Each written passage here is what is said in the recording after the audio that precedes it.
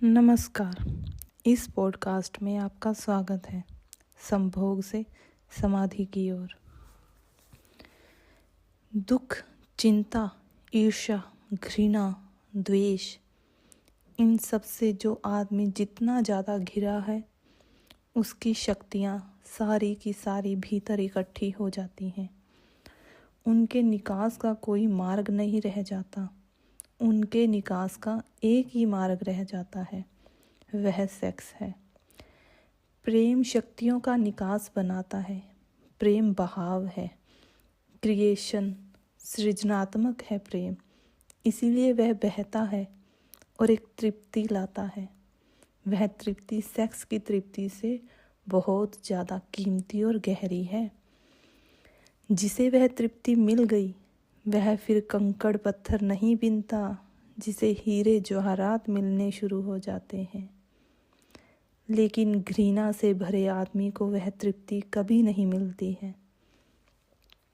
घृणा में वह तोड़ देता है चीज़ों को, लेकिन तोड़ने से कभी किसी आदमी को कोई तृप्ति नहीं मिलती। तृप्ति मिलती है निर्माण करने से।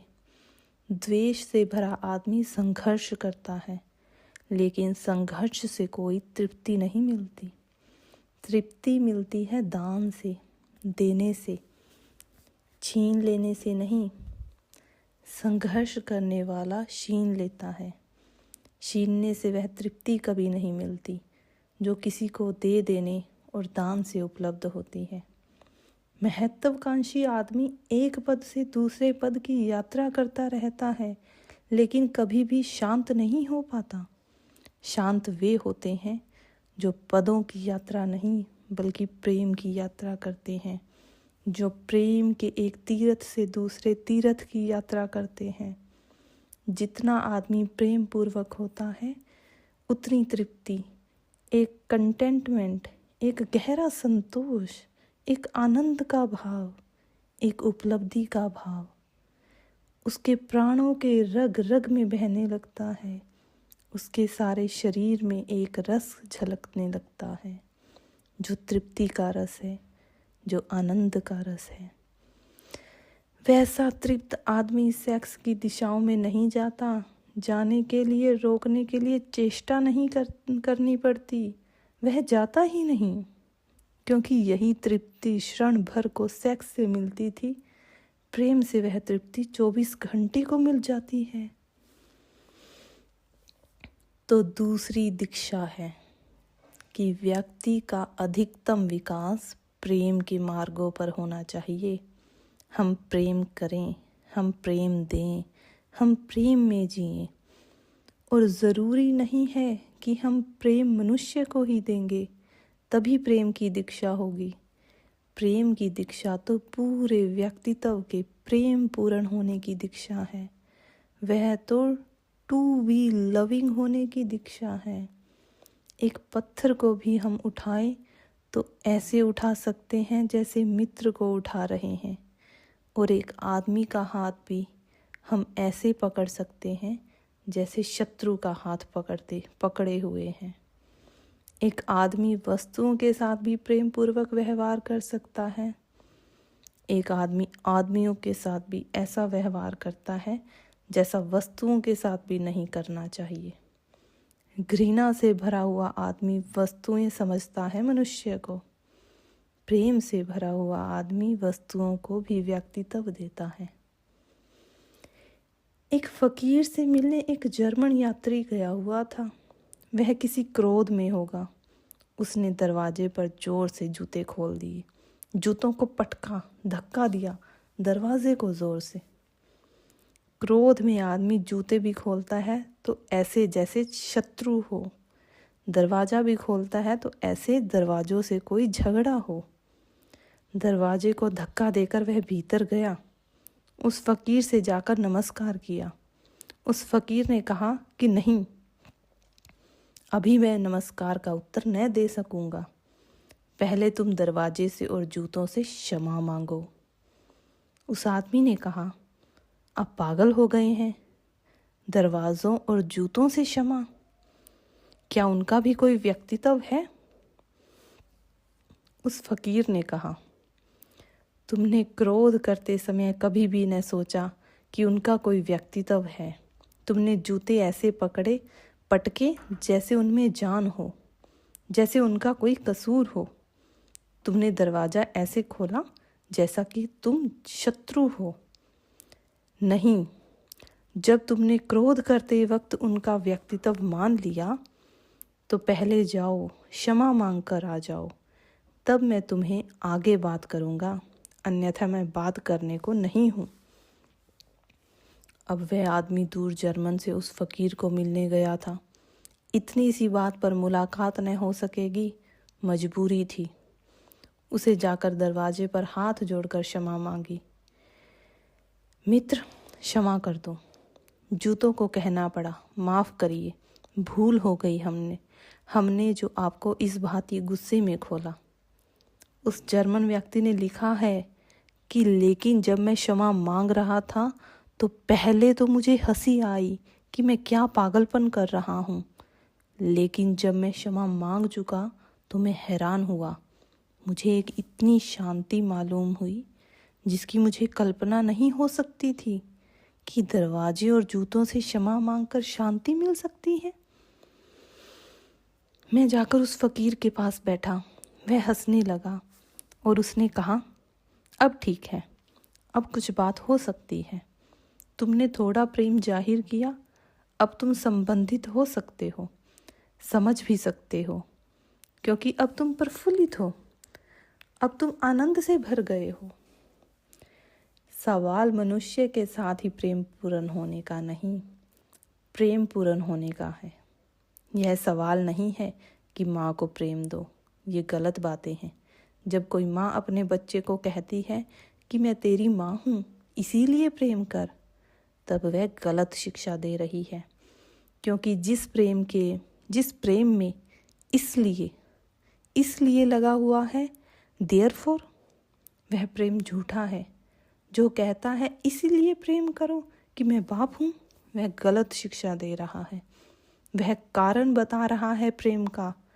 प्रेम अकारण होता है, प्रेम कारण रहित होना नहीं होता, प्रेम कारण सहित नहीं होता। माँ कहती है, मैं तेरी माँ हूँ, मैंने तुझे इतने दिन पाला पोसा बड़ा किया, इसीलिए प्रेम कर। वह वजह बता रही है, प्रेम खत्म हो गया। अगर वह प्रेम भी होगा तो बच्चा झूठा प्रेम दिखाने की कोशिश करेगा, क्योंकि यह माँ है इसीलिए प्रेम दिखाना पड़ रहा है। नहीं, प्रेम की शिक्षा का मतलब है प्रेम का कारण नहीं, प्रेम पूर्ण होने की सुविधा और व्यवस्था कि बच्चा प्रेम पूर्ण हो सके। जो माँ कहती है मुझसे प्रेम कर क्योंकि मैं माँ हूँ, वह प्रेम नहीं सिखा रही। उसे यह कहना चाहिए कि यह तेरा व्यक्तित्व है, यह तेरा भविष्य, यह तेरा आनंद की बात है कि जो भी तेरे मार्ग पर पड़ जाए तो उससे प्रेम पूर्ण हो। पत्थर पड़ जाए, फूल पड़ जाए, आदमी पड़ जाए, जानवर पड़ जाए, यह सवाल जानवर को प्रेम देने का नहीं, फूल को प्रेम देने का नहीं, माँ को प्रेम देने का नहीं, तेरे प्रेम पूर्ण होने का है। क्योंकि तेरा भविष्य इस पर निर्भर करेगा कि तू कितना प्रेम पूर्ण है। तेरा व्यक्तित्व इतना प्रेम से भरा हुआ है, उतना तेरे जीवन में आनंद की संभावना बढ़ेगी। प्रेम पूर्ण होने की शिक्षा चाहिए मनुष्य को, तो वह कामुकता से मुक्त हो सकता है। लेकिन हम तो प्रेम की कोई शिक्षा नहीं देते, हम तो प्रेम का कोई भाव पैदा नहीं करते। हम तो प्रेम के नाम पर भी जो बातें करते हैं वे झूठ ही सिखाते हैं उनको।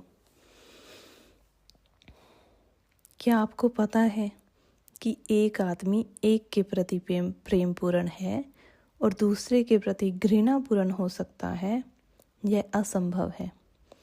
प्रेम पूर्ण आदमी प्रेम पूर्ण होता है। आदमियों से कोई संबंध नहीं है इस बात का।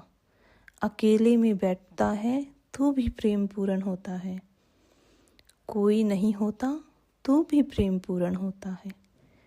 प्रेम पूर्ण होना उसके स्वभाव की बात है, वे आपसे संबंधित होने का सवाल नहीं।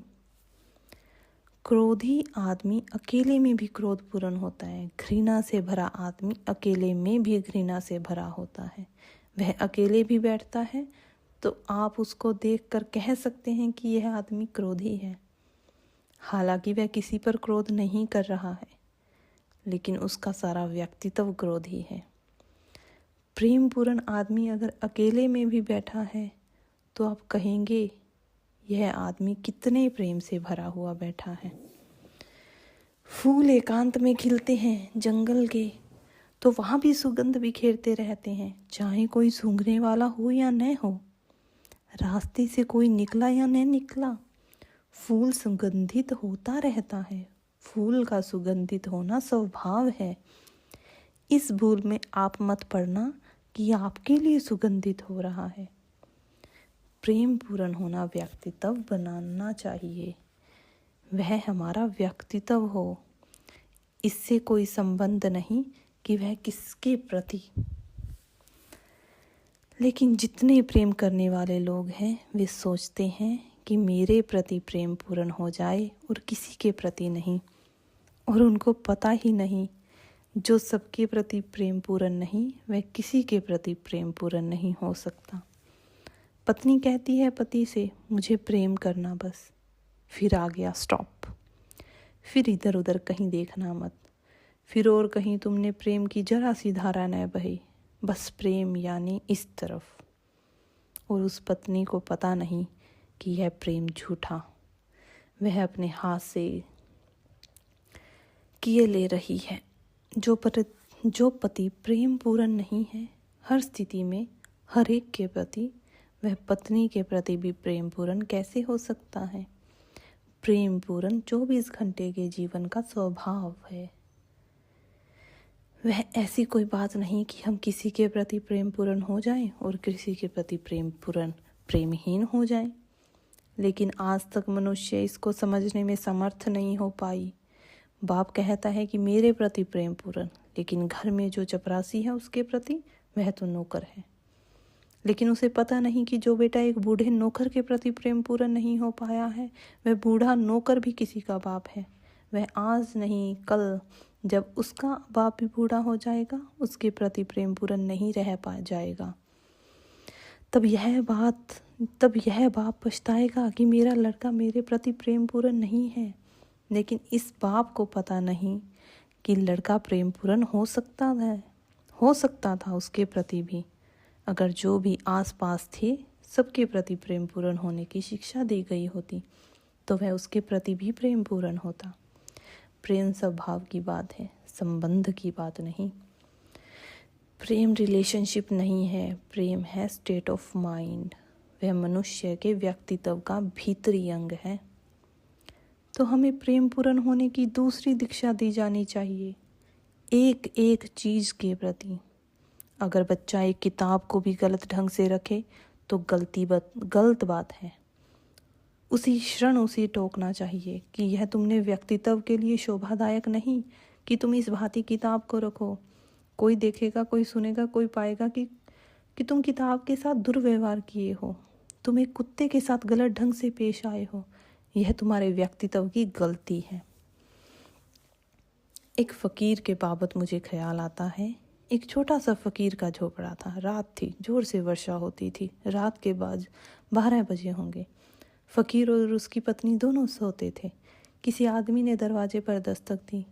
छोटा सा झोपड़ा, कोई शायद शरण चाहता है। उसकी पत्नी ने उससे कहा कि द्वार खोल दे। कोई द्वार पर खड़ा है, कोई यात्री, कोई अपरिचित मित्र। सुनते हैं उसकी बात। उसने कहा, कोई अपरिचित मित्र? हमारे तो जो परिचित हैं वे भी मित्र नहीं होते। उसने कहा, कोई अपरिचित मित्र। यह प्रेम का भाव है। कोई अपरिचित मित्र द्वार पर खड़ा है, द्वार खोल। उसकी पत्नी ने कहा, लेकिन जगह तो बहुत कम है, हम दो के लायक ही मुश्किल से है। कोई तीसरा आदमी भीतर आएगा तो हम क्या करेंगे? उस फकीर ने कहा, पागल, यह किसी अमीर का महल नहीं है कि छोटा पड़ जाए। यह गरीब की झोपड़ी है। अमीर का महल छोटा पड़ जाता है हमेशा। एक मेहमान आ जाए तो महल छोटा पड़ जाता है। यह गरीब की झोपड़ी है। उसकी पत्नी ने कहा, इसमें झोपड़ी अमीर और गरीब क्या सवाल, जगह छोटी है। उस फकीर ने कहा, जहाँ दिल में जगह बड़ी हो वहाँ झोपड़ी महल की तरह मालूम होती है, और जहाँ दिल में छोटी जगह हो वह झोपड़ी तो क्या महल भी छोटा और झोपड़ी हो जाता है। द्वार खोलने।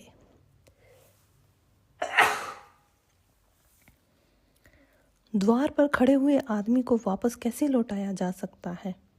अभी हम दोनों लेटे थे, अब तीन लेट नहीं सकेंगे, तीनों बैठेंगे। बैठने के लिए काफ़ी जगह है। मजबूरी थी, पत्नी को दरवाज़ा खोल देना पड़ा। एक मित्र आ गया, पानी में भीगा हुआ, उसके कपड़े बदले। फिर वे तीनों बैठकर गपशप करने लगे। दरवाज़ा फिर बंद है। फिर किन्हीं 2 आदमियों ने दरवाजे पर दस्तक दी। अब वह फकीर ने उस मित्र को कहा, मैं दरवाजे के पास था कि दरवाज़ा खोल दो, मालूम होता है कोई आया है।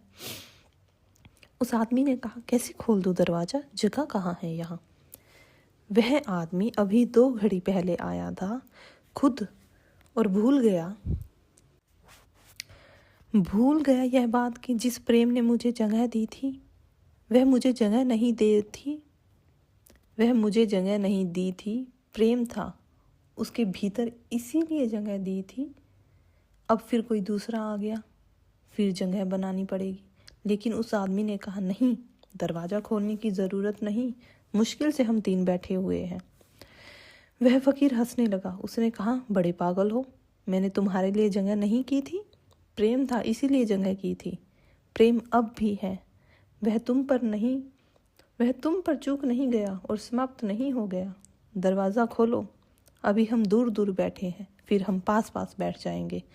पास पास बैठने के लिए काफ़ी जगह है, और रात ठंडी है, पास पास बैठने में आनंद ही होगा। दरवाज़ा खोलना पड़ा। 2 आदमी भीतर आ गए।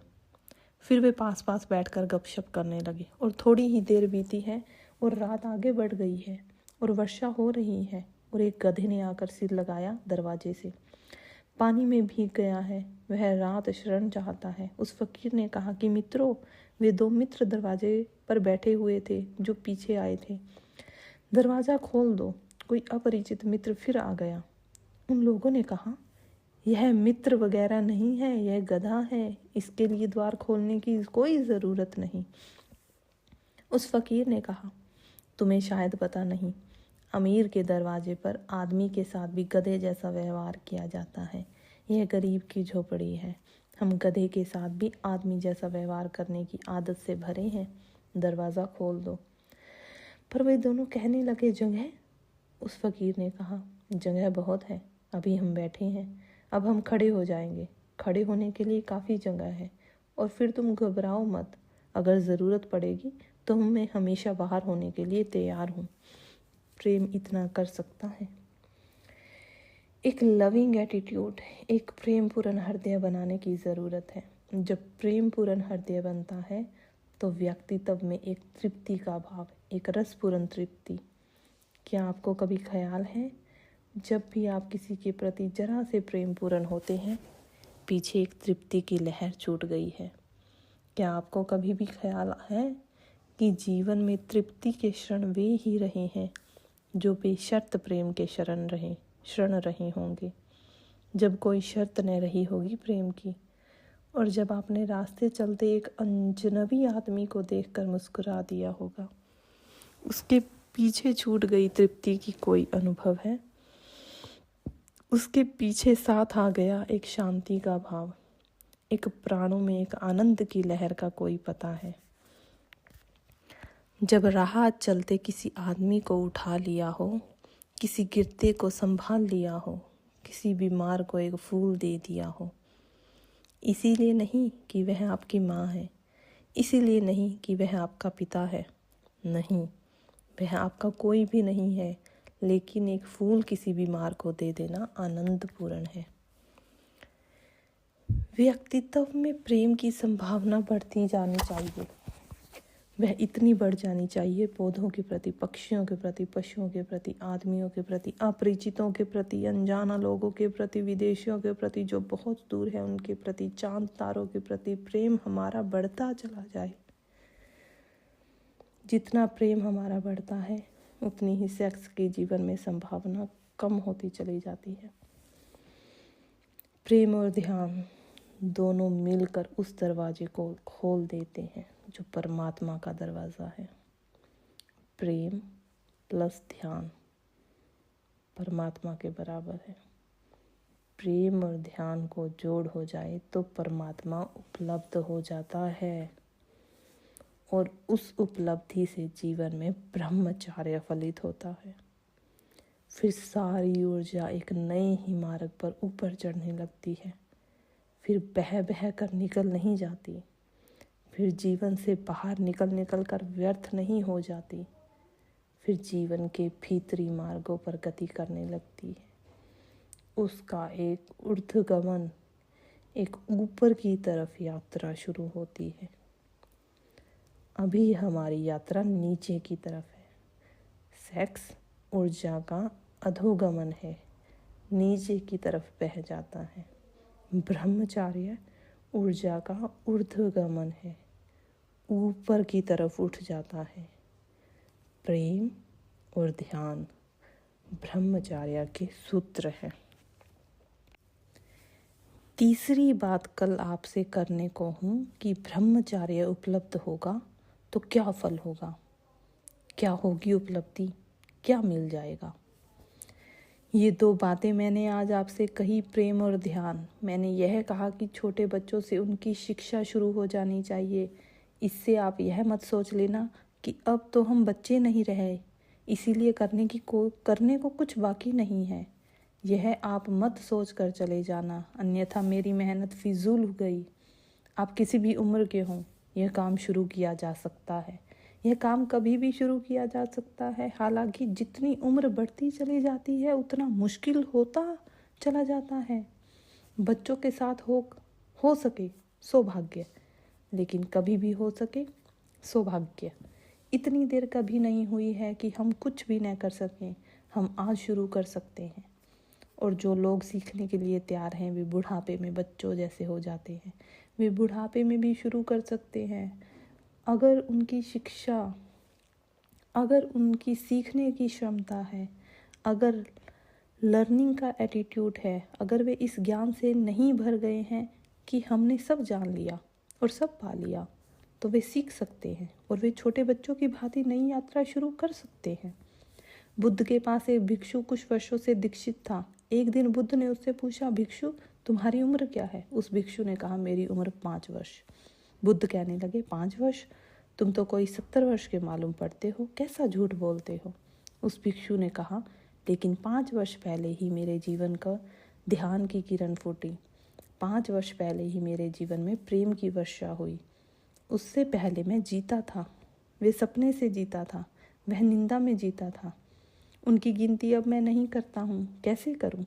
जिंदगी तो इधर 5 वर्षों से शुरू हुई, इसीलिए मैं कहता हूँ मेरी उम्र 5 वर्ष है। बुद्ध ने अपने भिक्षुओं से कहा, भिक्षुओं इस बात को ख्याल में रख लेना, अपनी उम्र आज से तुम भी इतनी तरह जोड़ना, यही उम्र को नापने का ढंग समझना। अगर प्रेम और ध्यान का जन्म नहीं हुआ है तो फिर फिजूल चली गई। अभी आपका ठीक जन्म भी नहीं हुआ है और कभी भी इतनी देर नहीं हुई जबकि हम प्रयास करें, श्रम करें, हम अपने नए जन्म को उपलब्ध नए हो जाएं।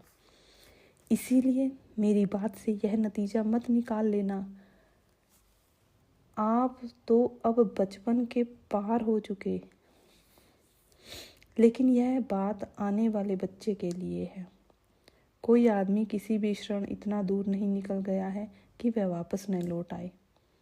कोई आदमी कितने ही गलत रास्तों पर चला हो, ऐसी जगह नहीं पहुंच गया है कि ठीक रास्ते उससे दिखाई न पड़ सके। कोई आदमी कितनी ही हजारों वर्षों से अंधकार में रह रहा हो, इसका मतलब यह नहीं कि वह दिया जलाएगा तो अंधकार कहेगा कि मैं हजारों वर्ष पुराना हूँ, इसीलिए नहीं टूटूंगा। दिया जलाने से एक दिन का अंधकार भी टूटता है, 1000 साल का अंधकार भी उसी तरह टूट जाता है। दिया जलाने की चेष्टा बचपन में आसानी से हो सकती है, बाद में थोड़ी कठिनाई है, लेकिन कठिनाई का अर्थ असंभव नहीं है।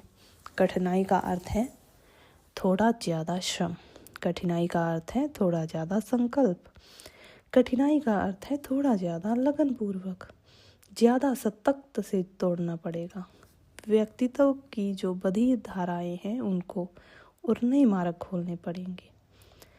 लेकिन जब नई मार्ग की जरा सी भी किरण फूटनी शुरू होती है तो सारा श्रम ऐसा लगता है कि हमने कुछ भी नहीं किया और बहुत कुछ पा लिया है। जब एक किरण भी आती है उस आनंद की, उस सत्य की, उस प्रकाश की, तो लगता है कि हमने तो बिना कुछ किए पा लिया है, क्योंकि हमने जो किया था उसका तो कोई भी मूल्य नहीं था। जो हाथ में आ गया है वह तो अमूल्य है। इसीलिए यह भाव मन में आप न लेंगे, मेरी ऐसी प्रार्थना है। मेरी बातों को इतनी शांति और प्रेम से सुना, इसके लिए बहुत बहुत अनुग्रहित हूँ। और अंत में सबके भीतर बैठे परमात्मा को प्रणाम करता हूँ। मेरा परिणाम स्वीकार करें।